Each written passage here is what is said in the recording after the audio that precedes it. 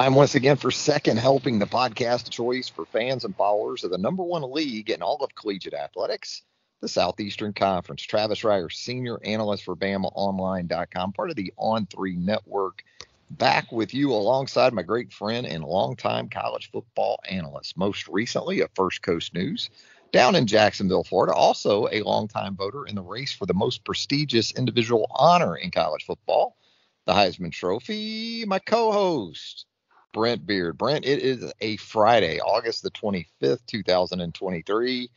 That means it is game day eve in college football. And we got an SEC team cranking things up on Saturday night. Well, that's always welcome, isn't it? It seems like it's been forever since we've gotten here, but expansion and some other things have kept us busy until now. But listen, it is wonderful to begin. And Trav, I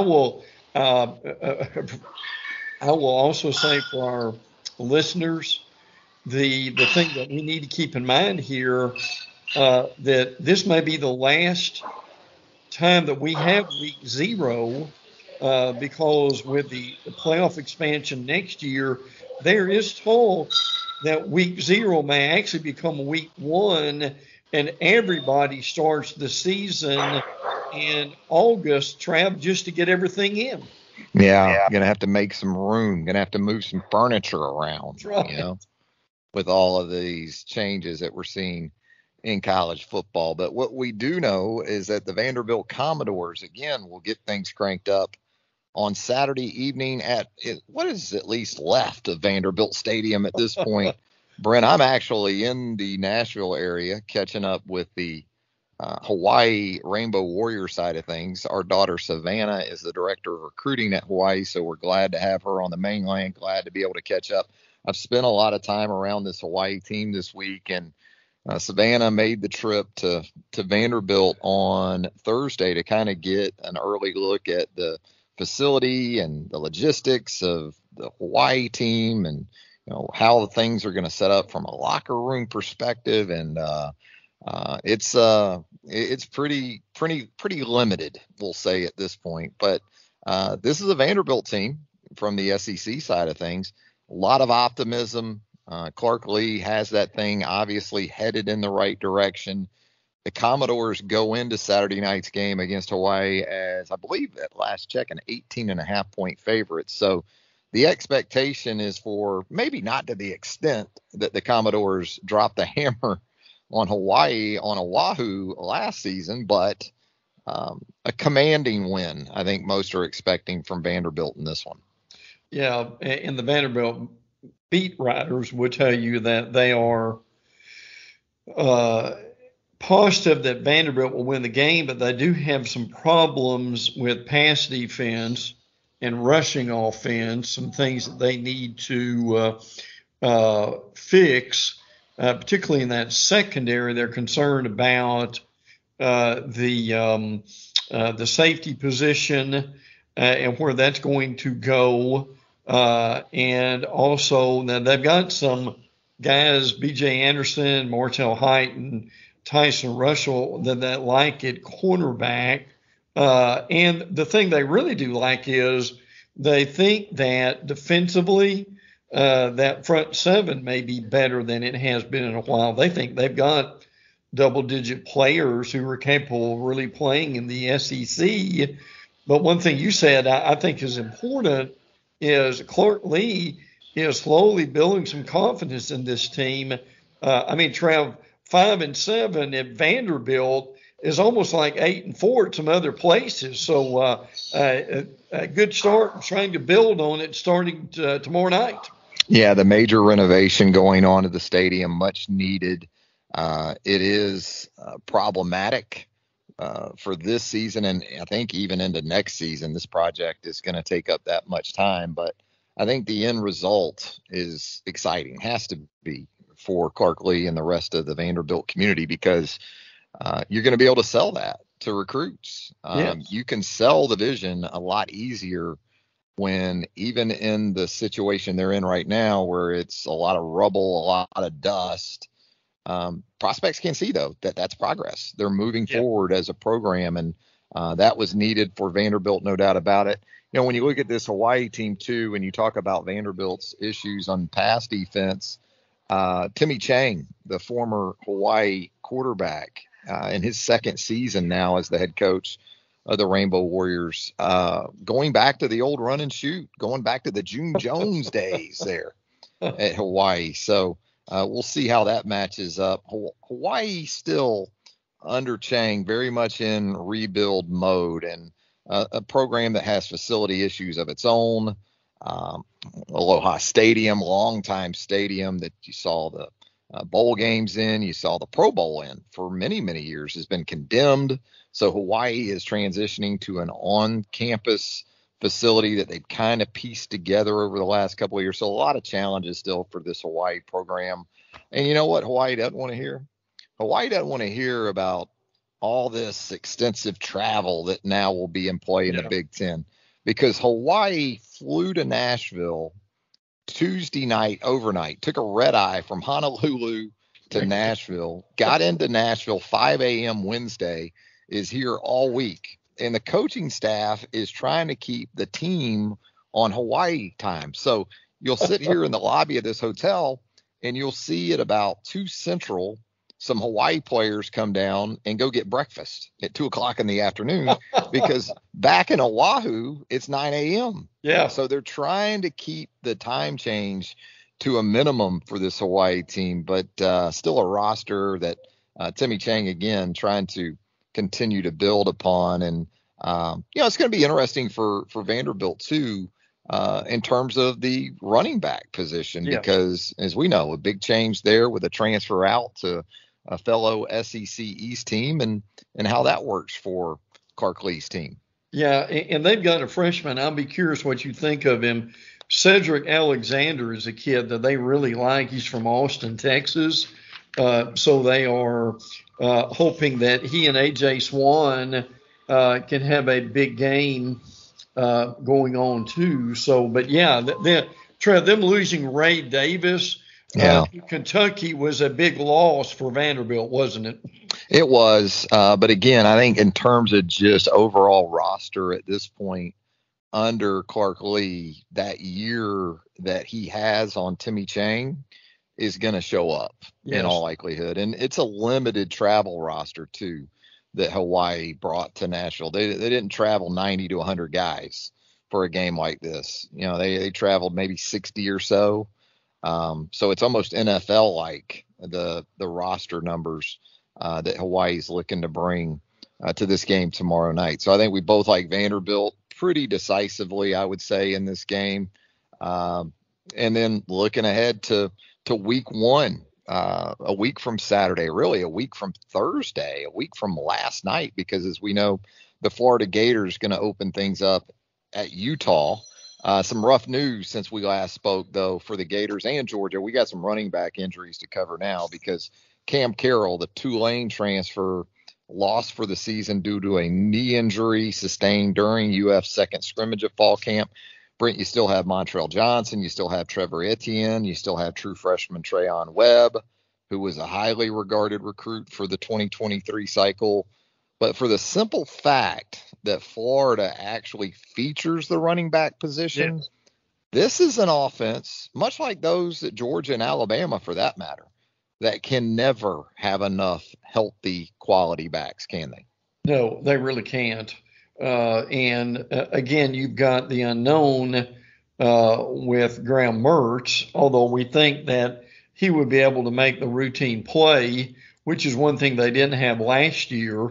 That's going to be really important.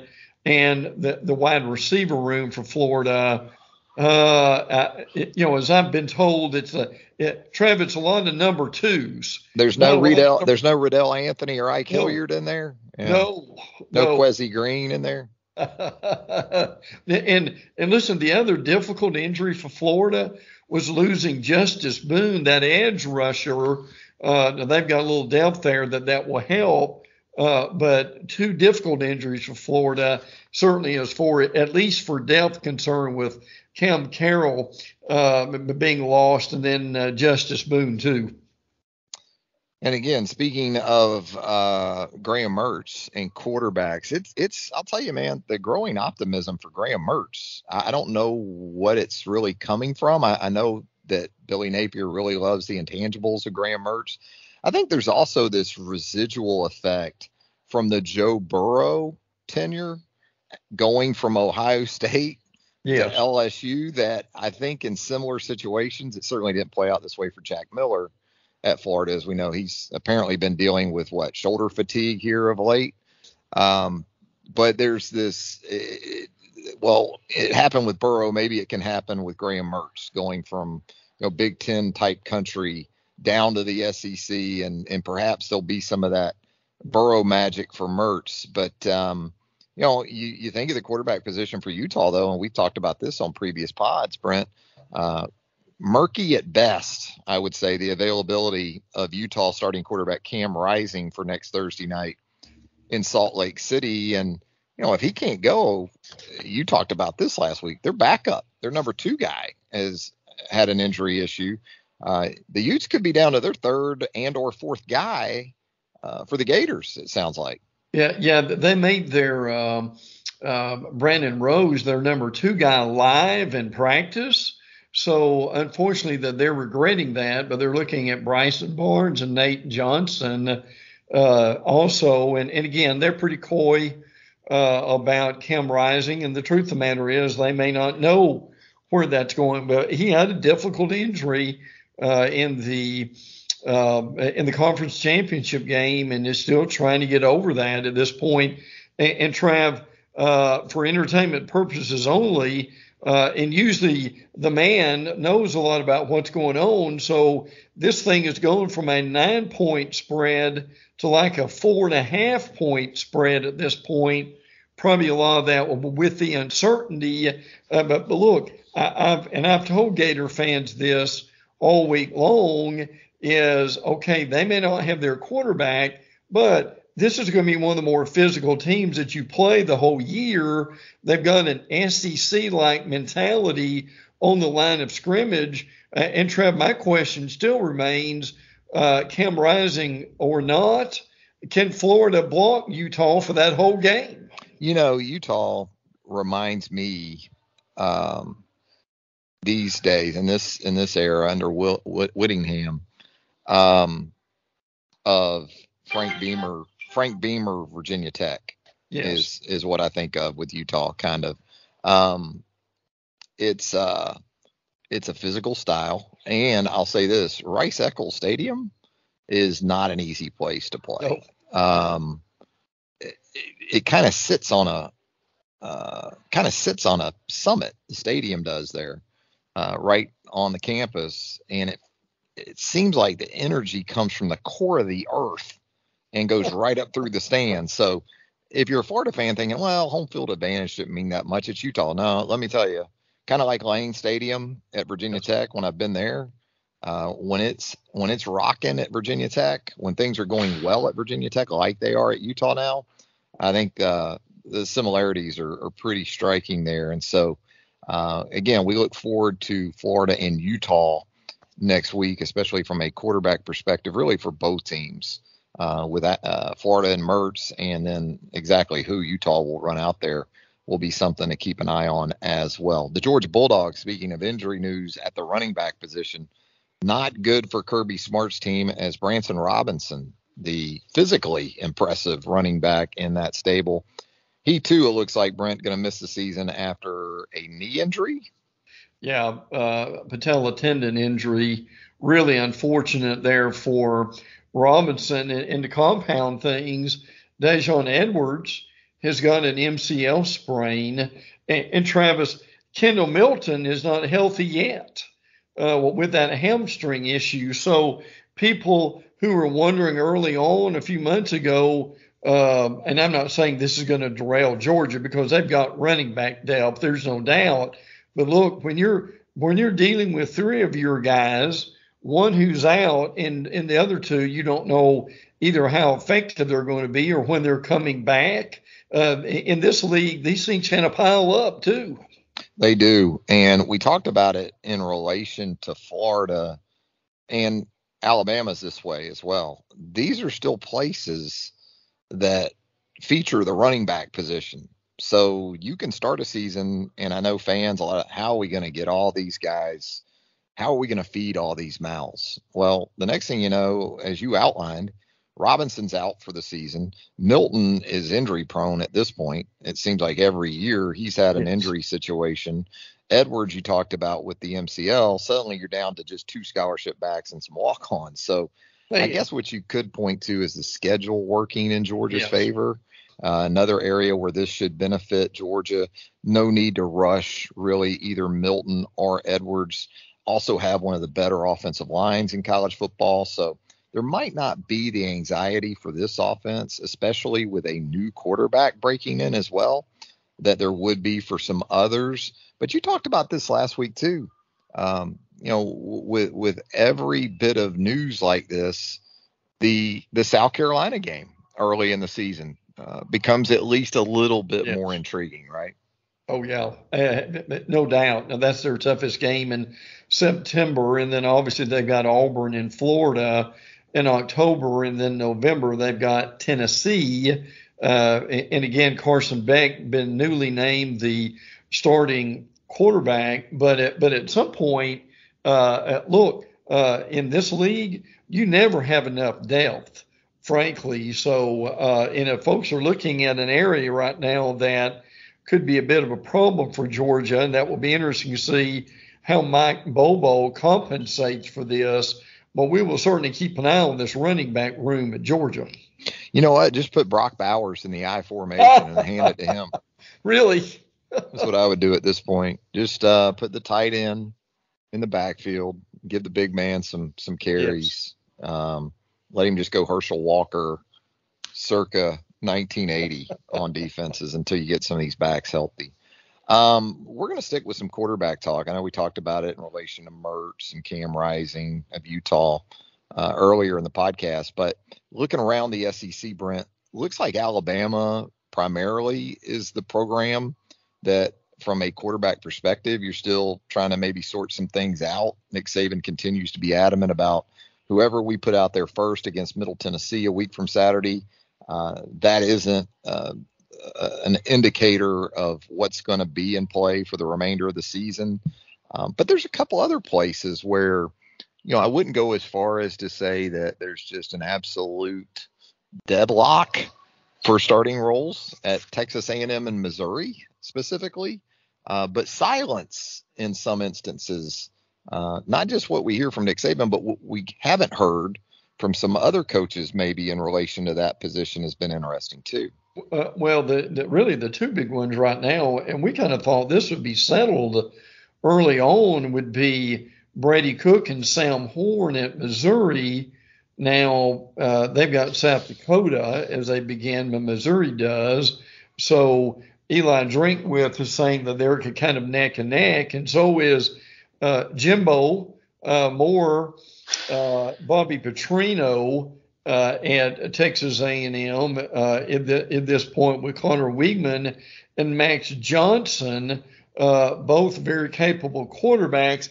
Now, Trev, forgive me, but there's a cynical side of me that wants to say, now, are these really races? And they very well may be, but is there also some coaching thought here that we're going to need for this to be close going into the season so that whoever doesn't win the job doesn't transfer? I still wonder if that may be a little bit of that going on too. Yeah, in some instances you wonder, roster management, because you're trying to keep your quarterback room as whole as you possibly can. And maybe gamesmanship too. Yes. Not so much even for some of the openers, as you said, but when you think about week 2, and Texas A&M goes to Miami in a really, really big game for Jimbo Fisher, you have to think, we'll talk about that a little bit more in just a minute. But I think in either case, you're in pretty good shape, because if you're not going to run Connor Weigman out there first, it's because you're going to run a veteran in Max Johnson, who is a very much seasoned, almost pro of SEC wars. But I got the sense that Weigman had pretty much taken that thing over last season. So that would still surprise me. It would still surprise me if it's not Connor Weigman for A&M. And I kind of feel the same about Cook to start the season because I believe he's also been named one of the team captains. But Sam Horn, I think, is a talented young player in his own right. So, yeah, I think you're on it in a couple of different ways. For Alabama, I think it's truly about just finding the right guy. I don't think Nick Saban's is worried about roster management because he's got 5 guys on scholarship. If you only got 2 or 3 guys on scholarship at that position, then yeah, that's something that you obviously have to take into consideration. And as far as the gamesmanship angle for Alabama, the 3 primary guys that are still in that thing, it seems, although Dylan Lonergan, the freshman, has done some good things as well as the number 4, is that there's not much of a variance between the skill sets of Milroe, Ty Simpson, and Tyler Buckner, right? They're pretty similar. Right. Now, don't get me wrong. Jalen Milroe is absolutely explosive, but Simpson and Buckner also can do things with their legs. So if you're thinking that you're maybe keeping, especially Texas in week 2 guessing, probably not that much. If I'm Texas and I know those 3 guys are still in the mix, it's probably not impacting all that much, my advanced prep for Alabama in week 2. And then Dylan Lonergan has also been an interesting prospect through freshman. So I'm sure they'll be a little bit hesitant with what they do with him, but he has certainly been impressive. But I think, Trav, for these schools that we talked about, what's in their favor, Alabama, tremendous running back room, offensive line, I think is going to be better. And they've got some wide receivers who basically just need some confidence and quit dropping the ball. And then you go to A&M with whoever that's going to be, the interior of that offensive line is well thought of. That receiver room, Trav, may be the best in the nation, frankly. It's just ungodly how good they are. And and they're confident about their running back room. So I think with the teams that we're talking about with quarterbacks, maybe not so much Missouri, but certainly Bama and A&M, if your quarterback can just be steady, and as you pointed out many times, that your head coach trusts you in decision making and you don't turn the ball over, these teams should be fine as they get some time to really kind of figure out where they want to go. Yeah, I agree. And so, it's also for quarterback situation in Alabama right now, it's not just decision making in the passing game, because they're going to integrate the quarterback more into the run game with Tommy Rees in there as the offensive coordinator. You got to make the right calls, checks, and decisions in the run game as well. So it's all encompassing in terms of making that evaluation. And you said it with Florida too. Florida wide receiver room, a lot of number 2s. I think Ricky Pearsall is a really, really, really good number 2. Yeah. I think Jermaine Burton is kind of Ricky Pearsall of Alabama. Good analogy. But I think Alabama has a really nice room. I just don't know if they have a true number 1 in that room right now. Maybe it'll be Malik Benson, the junior college transfer, but I think that's another area where the Crimson Tide is waiting on some things to reveal themselves. Hey, we talk about coaches so much, especially this time of year, and with some of the games that you have on the slate, starting again with next Thursday night in Salt Lake City, getting into week 2 with Texas, Alabama, Miami, and Texas A&M, and just the games that we're going to have that weekend as well. Let's talk hot seat for SEC coaches as we sit here 1 week before week 1. Who's on the hottest seat right now in the Southeastern Conference, Brent? I think of some guys like Sam Pittman, Jimbo. I know Billy Napier is in line to bring in an outstanding 2024 recruiting class. To me, Billy Napier is doing exactly what he was billed to do, build the program. And that starts with recruiting. I think he's on track to do that. Now, patience among a fan base and donors, we know, is an entirely different animal. Yes. We know that Eli Drinkwitz at the end of last season, amazingly got an extension and a raise. But I think there's still going to be some pressure there on him. There's pressure for all these coaches, to be sure. But who would you go with in that regard? Hottest seat in the Southeastern Conference? Well, I think you'd almost have to go with Pittman now. And they've obviously got a couple of easier games to begin with, Western Carolina and Kent State. But Trav, they've got BYU, LSU, and A&M. Now, the way the schedule falls, and this is a bit unusual, but pretty much everybody is going to be playing 5 games in the month of September, which is really unusual. But you could say that some of these guys, even before the calendar turns to October, if they have a rough September, that could be really difficult. Now I know they love Pittman, but this is an important year, and I like Pittman too. I think he's perfect for them in a lot of ways. But Trav, what they don't need to do is to be, say, 2-3 going into October, and then at that point that they're going to Oxford to play Ole Miss. Yeah, I think Pittman is at the top of that list. I do think the Miami game for Jimbo Fisher is huge. Yeah, no if A&M goes down there and lays an egg, and understanding the numbers that are involved, I get all that, but it's A&M. Okay. Yes. They can pass around the brass spittoon to the fellas in the big buildings in downtown Dallas and Houston and probably scrape together the tens of millions that would be required to get Jimbo out of there. Absolutely. Napier, again, I think he's on that list just because of expectations in this day and age. And so those would be my primary guys. I think Drinkwitz you could throw on there as well. I still don't kind of get it with Pittman. I think that fan base has 2006 expectations back when they had guys like Darren McFadden and Felix Jones and, those type of players, and the West was pre-Saban. The SEC in general was pre-Saban in 2006.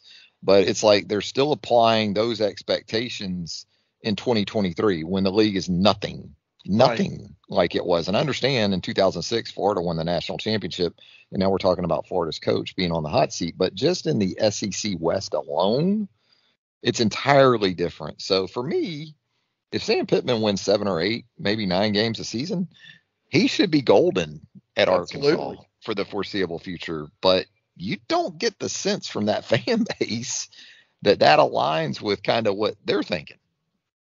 No, but at some point, you've got to be satisfied with kind of where you are, particularly if you're in the SEC West at this point. Now, Travis, and you got Texas and Oklahoma coming in. So no question. You think you're going to win more games with a new coach? Yeah. A coach other than Sam Pittman with those teams coming in than what you're doing right now? Oh, yeah, absolutely. And look, listen, now look, they're not going to fire Shane Beamer because he is golden right now.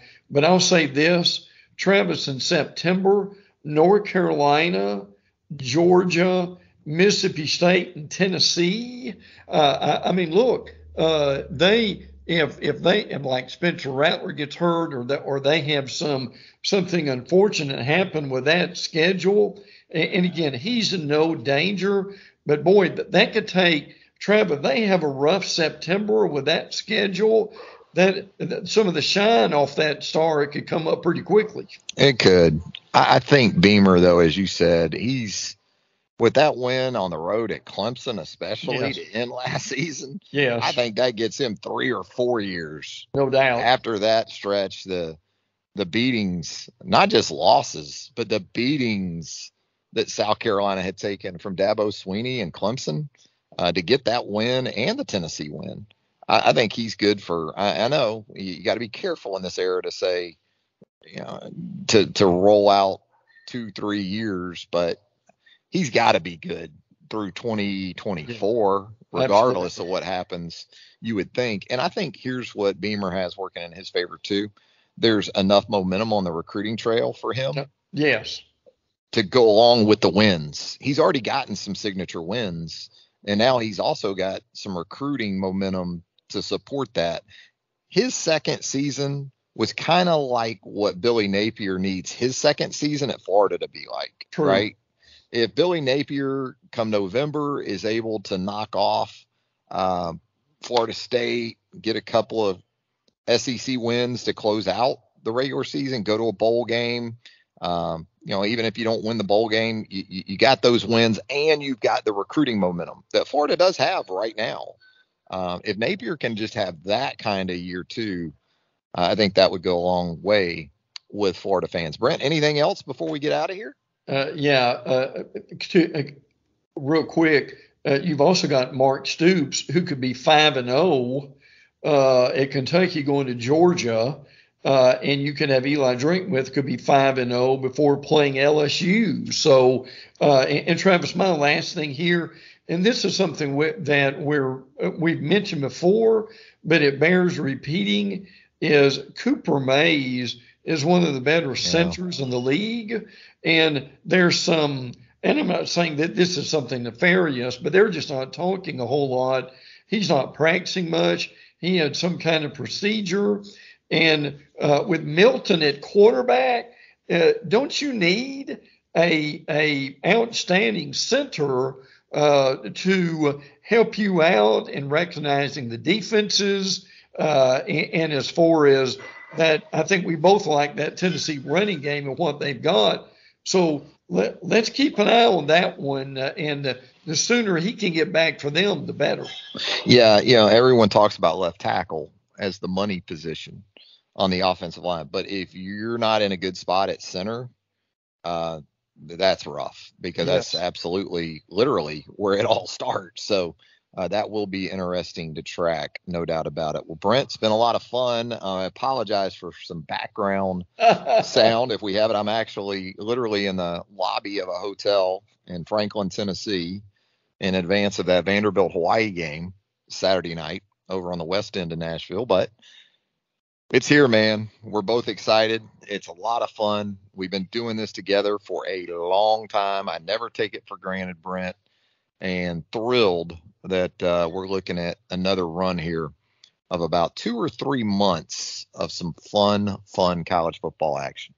It's going to be great. Looking forward to it. Try to be safe up there. Certainly want to know more about what you think of that stadium situation in Vanderbilt. I'm wondering if we're getting hard hats, as we go in, But I will say this, in being up there for media days, I think the league really wants, and this is a sermon on another day, but they want Vandy to be another hub for the conference in a lot of ways. And I don't know if they've got the infrastructure to be able to do it, or at least what will it be done within 10 years at this point. But what's happening in Nashville is going to be important for the league at some point. Absolutely. Nashville, a great town for the Southeastern Conference. I mean, when you talk about the men's basketball tournament, it should be just permanently in Nashville, Tennessee. What a great site it is for that. And look, there's some other sports that you could see come into play in the future. I know we all feel like the football championship game is forever entrenched in Atlanta, and maybe that'll be the case. But you also know in Nashville, they're building a brand new stadium that I believe is going to have a dome effect to it. So, hey, I wouldn't count Nashville out for baseball, basketball, football, you name it, because it is exploding. Unfortunately, to the extent that I really don't think the local and state people planned ahead well enough for the growth that this area is experiencing. But it's happening, ready or not. But absolutely electric, this area these days in Middle Tennessee. Brent, look forward to talking about it some more next week.